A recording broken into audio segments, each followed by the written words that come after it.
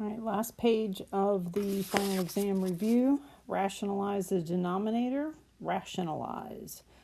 As in, see this radical here? You're not allowed to have radical on the denominator of a fraction. So to remove it, we want to rationalize it, as in turn it into a rational number. Right now it's an irrational number. So if we multiply by itself, we're going to get the square root of 100, and the square root of 100 is a 10. So we're turning it from an irrational number to a rational number. And let's see, whatever you do to the bottom of a fraction, you have to do the top. So that's the final answer. Whatever's down there that's not a rational number. And remember how you multiply radicals, the inside, the radicand times the radicand. So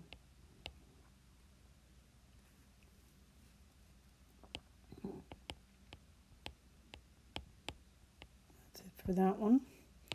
And remember the radicals around the whole thing, it can be around the top and the bottom is the same thing. That's why that's not allowed either. So we multiply by itself. Whatever we do the bottom, we do the top. That's going to give us the 14. And then 5 times 14 is 70. So that's done. That's not reducible because remember that's not a whole 70. That's not a whole 0. It's not a 70. What's in a 70? Think about it for a minute. What's in a 70 is a 7 and a 10, which is a 2 and a 5. There are no perfect squares in there, so that's not going to come out. Okay. All right, the next one has some imaginary numbers to add. So we add the real part together. 10 plus a positive 23. We get a 33. And then we add this is a complex number plus another complex number. So we want to add the imaginary parts together. That's negative 18 and a positive 16. So that is a negative 2i. That's all there is to that. This one is a subtraction. So we want to, this is what I do. I make that a plus. This is going to be a negative 23 and a negative 16i. That changes the signs. And then I add. So it's a 10 plus a negative 23 is a negative 13. And a negative 18i plus a negative 16i is a negative 34i. That's all there is to those. This one's a multiplication. Remember, anything in the parentheses squared needs to be written twice and foiled. Okay, so this is going to equal 36 plus, you can multiply them together.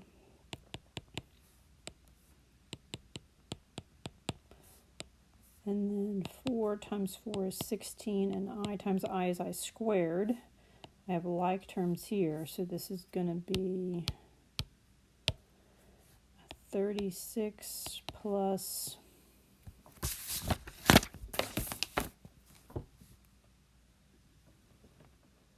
48i, and then plus 16 times, what is I squared? I is that, so if I have I squared, I have that times that, which equals itself. So that's times a negative 1. So that's a negative 16 plus a positive 36 is going to give you a 20 plus 48i for that one. Okay. And then the next one is a work problem. So Hannah can paint a room in 20 hours. And Destiny can paint a room in 12 hours. And together, they want to know how long it's going to take in total to do it together. All right, so I need an LCD. I want to clear my fractions with my LCD. One method for making an LCD is to prime factor the two numbers. So this is 2 times 2 times 3. A 20 is 2 times 2 times 5. what they have in common is a 4, so the LCD would be 2 times 2 for those what they have in common times what they don't have in common. So that comes out to be a 60. So the LCD is going to be needing that t also. So our problem is going to be 1 over 20 times 60t plus 1 over 12 times 60t equals 1 over t times 60t. Okay? So 60t, let's do it the long way for a minute. 60t divided by 20 is what? That should be 3t. Okay? 60t over 12, you reduce that, you're going to get 5t. Okay? 60t over t, you're going to get a 60. Right? So this is all going to equal 3t. Let's make it a capital T. Plus 5t equals 60. That's what happens after you clear your fractions, okay? That's going to give you an 8t equals 60 divided by 8. So together, you're going to be able to paint the same room in, go ahead and put a decimal for that one, it doesn't say, so let's do that. 7.5 hours. Always try to put your units working together to get it done, okay? And then some vocabulary terms, an integer. I prefer to think it as kind of the main lines on a number line. So 0, -2, -1 on forever, positive numbers on forever. Those are all integers. So no decimals, no fractions, etc. Okay, integers. Radicand. This is a radical sign, and what underneath of it is the radicand, right?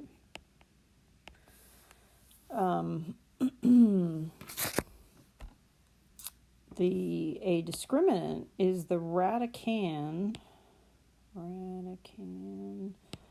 of the quadratic formula,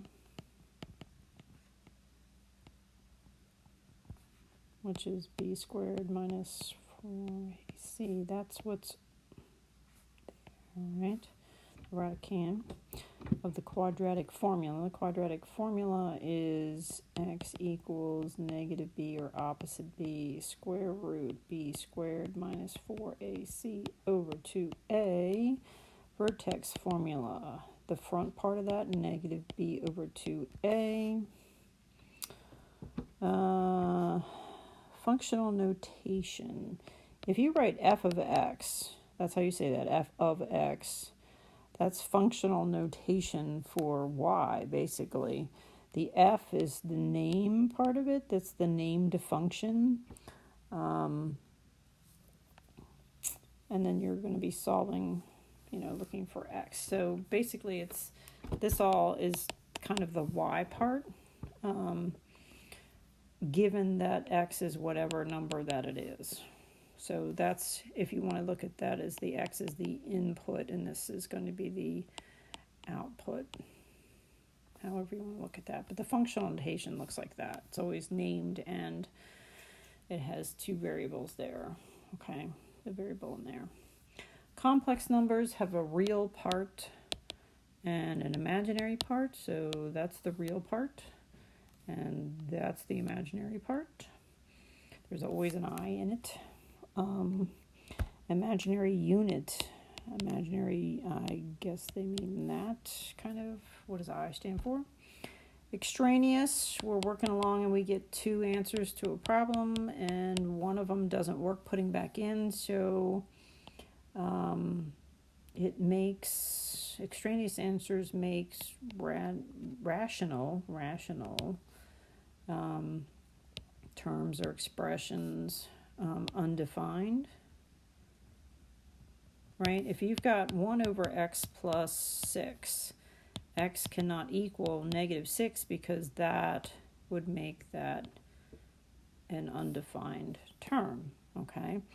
And then when we're working on radicals, and you put things back in for x, and it doesn't equal what it's supposed to equal, then it's also considered extraneous, which means not part of the solution, so don't add it in, okay? Domain and range. Domain is the set of all x's. And when you write the word domain, you want the lowest to the highest or most to the left, and this is to the right. So if you want something like -1, 2, use hard and soft brackets for whether it actually hits the point, is equal to the point, or goes infinitely closer to the point without touching it. Range is the set of all y's. This would be as far to the, when I say left and right, on the x-axis, right? X-axis, how far does it go to the left? How far does it go to the right? And we want to put it in the proper order. When we're working on the y-axis, the lowest is first, and then the uppermost is here, okay?